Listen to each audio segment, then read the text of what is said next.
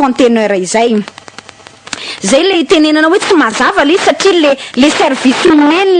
le orinasa tsy miankina io zany tsy misy nefa le vola takiny aminao ary ny tena zava-doza le natonga ny mpandrarano menimenina ihany koa de hoe raha vao tsy manaja hono ianao le non-respect des prescriptions en matière de service ACD expose les contrevenants au paiement d'une sanction pécuniaire allant de 100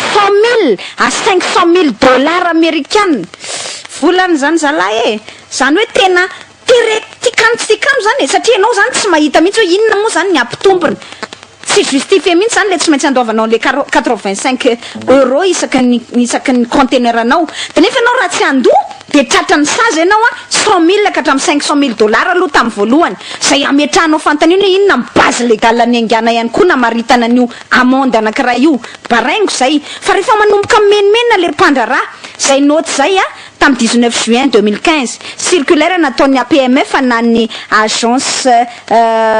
portuaire maritime et fluviale eto Madagasikara direction générale ana APMF nanao an'io circulaire io any tamin'ny alanana circulaire zany nampiarana nanaovana mise en œuvre an'ity ACD ity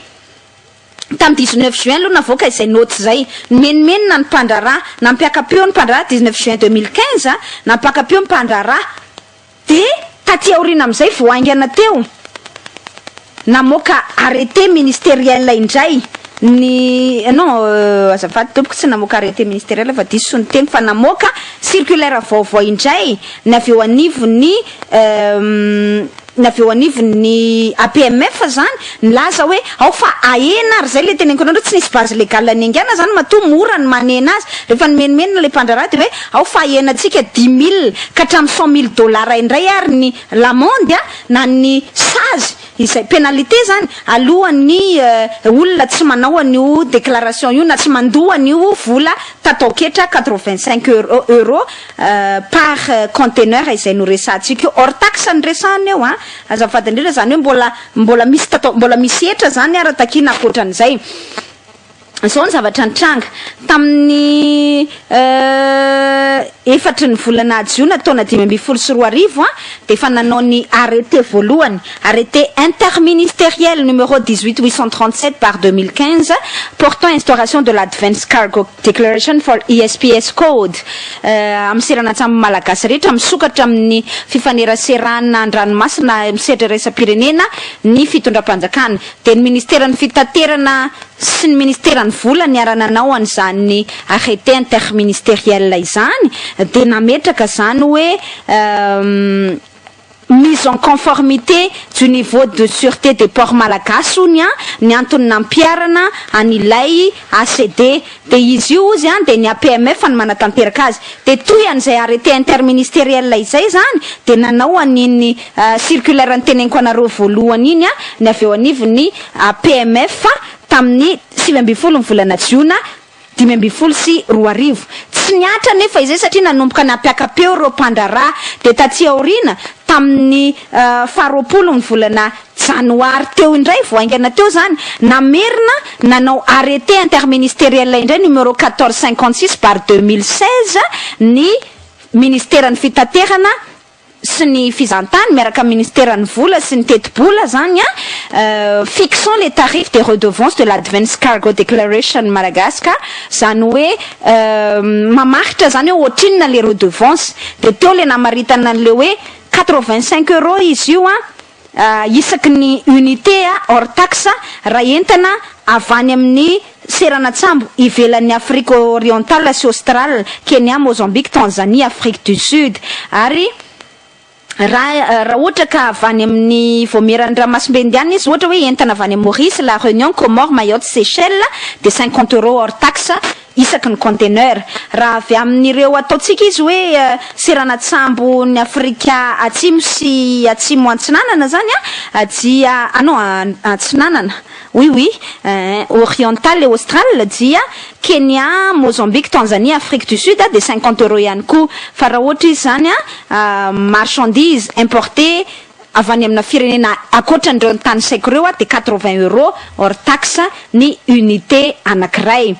de tao anatin'io arrêté noraisina tamin'ny faharoapolo ny volana janoary taona 2024 io no nanamafisany fitondram-panjakana an'le hoe ny sazy raha ohatra ianao ka tsy manatanteraka an'ilay déclaration zany dia 10 000 ka hatramin'ny 100 000 euros. Zay zany no zavatra nampiarina taty amin'ny 20 janvier metametra-panontaniantsika hoe naninona nefa tany amin'ny volana jiona taona 2024 mivoaka ny arrêté voalohany milaza hoe ho ampiarina eto Madagasikara le ACD nefa maninona taty amin'ny volana janoary zany vao nanao an'ilay tarifa ilay fitondram-panjakana. De zao ny antony saika nataon'ireo filoha manjavozavo tany zany le izy ary resadresaka ohatrany hoe mandendeha de manière informelle resaka tany ambadibadika tany na enona hoe tohatrany 80 euros hony 85 euros ny ary io na nitanareo hoe tsy matotra ny ahitantsika hoe tsy matotra le fitondram-panjakana aty amin'ny mois de janvier 2016 izy vao mampiatra n'ilay vao namaritra zany fixé an'le tarif hoe 85 euros tamin'ny alalana arrêté interministériel kanefa ny eo anivony mpandrarah de efa nitaraina anisan'izany ohatra ireo groupement any compagnie maritime miasa eto Madagasikara efa nanao fanambarana ny gazety nitaraina manao hoe contrairement à ce qui a été publié dans la presse, les redevances ont bien été exigées par la TPMS pour des transactions commencées avant le 1er décembre 2015. Je sais pas si on se rend asa raha azotsika zany zavatra teneniko zany aty amin'ny 20 janvier 2016 ny fitondram-panjakana vao nanao arrêté namaritra hoe zao ny vola alaina isaky ny conteneur anankiray kanefa franchement le izy tena hitanareo mihitsy brouillon kanefa any amin'ny 1er décembre anentana transaction commencée avant le 1er décembre 2015 de efa factureny le TPMS de tsy zany hoe inona tsisy base légale zany nanaovany an'le 85 euros na 80 euros fa taty amin'ny janvier 2016 vao nampiarina vao napetraka ilay tarif le arrêté interministériel taty amin'ny janvier 2016 azafady tompo fin janvier 2016 vao tsisy ray volana akory zany zay vao ray volana latsaka kely zay no nandray an'le arrêté hoe fixant les tarifs des redevances de l'ACD Madagasikara ny fitondram-panjakana nefa nientana taloha amin'ny 1er décembre 2015 de efa ny factureny ny TPMS nangalatra fotsiny zany le TPMS tao anelanelan'izay rehetra izay satria tsisy base légale ny angala le 85 euros tenentsika tao ohatran'le niteneny koa tsisy base légale mihitsy ny angan'le hoe 100 000 ka hatramin'ny 500 000 dollars ny sazy raha ohatra ka tsy manefa an'le déclaration de taty amin'ity arrêté tamin'ny 20 janvier ty ihany koa vao naverina ny faritana le hoe 10 000 ka hatramin'ny 100 000 euros ndray fa tsy dollars 10 000 ka hatramin'ny 100 000 euros ndray ilay sazy izay ampiarina hitanareo amin'izany mampanjavozavo an'le resaka fa ity ihany koa amboniny izay rehetrarehetra izay izy moa le orinasa antsoina hoe ATPMS ilay orinasa antsoina hoe ATPMS tompoko vasy tompoko lahy de orinasa belge izy io tany am-piandohana izy zany de orinasa belge fa tantanana béninois anankiray antsoina hoe Jean Codo ingia Jean Codo dia tsy voasambany teto amin'ny firenena afrikana zay manaiky dorororona ny mpitondra no nanaovany an'ity fika mahomby azahoana vola aingana ity satria mampanakarena aingana le fakana le 80 ka anao tsy mietsika tsy manino efa manao déclaration amin'ny site ny olona de miditra aminao 85 euros isaky ny conteneur raha nikajikajy izay nataony ireo vondrona ina moa izy teo vondrony mpandraraha samihafa eto Madagasikara ireo mbentsona 900 de hoe 60 000 conteneurs eritrereto nge zany kajikajy tsotsotra izany 60 000 conteneurs araky ny tombatombana zany conteneur feno no nampidirina teto Madagasikara tamin'ny taona 2024 conteneur importation io zany hoe conteneur miditra fa hafa mbola tsy resantsika zany ny exportation fa raha ny teto Madagasikara fotsiny mbentsona 900 60 000 conteneurs de ampitomboy an'le 85 euros nge mbentsona 900 ampitomboy an'le 85 euros de zay le ndatonga nantenanareo hoe business juteux mihitsy ny raha ty satria farafakeliny zany any amin'ny 10 millions de dollars américains any ny vola ampidiriny reo mpandraraha importateur miainga amin'ny ao anatin'ity ACD ity 10 millions de dollars américains isan-taona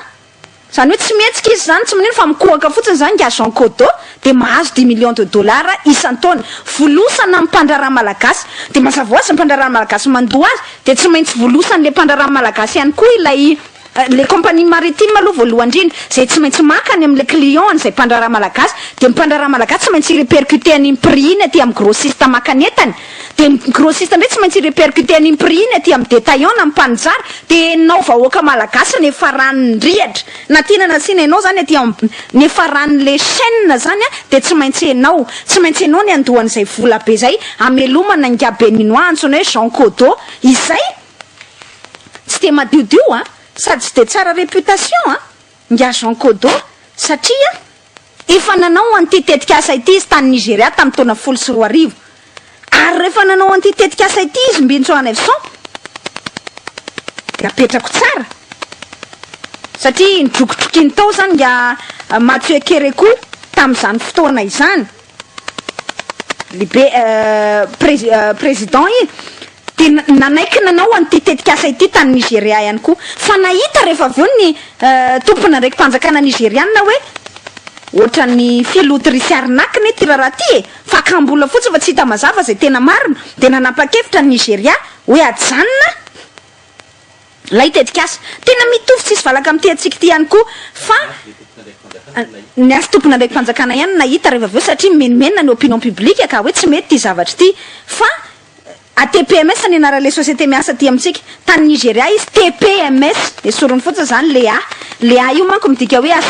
associated teny anglisy zany fa taty amintsika izy zany nataony ATPMS navadiny kely fotsiny zany fa tany Nigeria izy TPMS Nigeria de nanao mihitsy zay mihitsy nataony hoe suivi de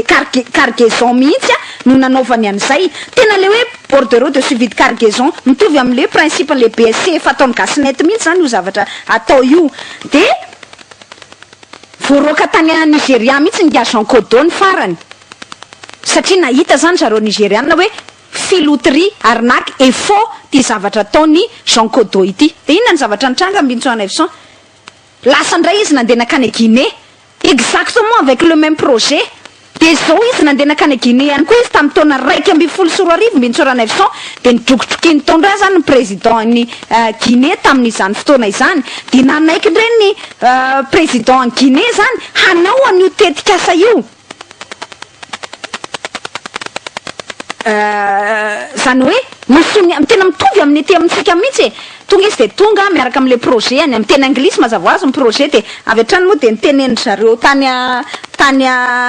Guinée hoe ka tsy de mazava loatra fa natao tamin'ny teny anglisy manko de nidrokotrokiny tao nga Alpha Condé président guinéane de nanaiky niaraka tamin'ny sonia tonga de nanasonia le projet de décret hoe ampiarana an'le ACD ihany koa Advance Cargo Declaration fa nentsony anazy moa de hoe ICTN ndray tamin'izay fotoana izay mbintsona evson zany hoe resaka fanaraha-maso ihany zany an'le cargo le izy fa ahoana moa zany filazatsika zany ICTN ny fiantsoana azy tany Guinée ohatrany hoe tany Nigeria izy mitovy tsisy valaka amin'izay ihany koa ICTN ihany koa no iantsona anazy eo ampitadiavana le izy voilà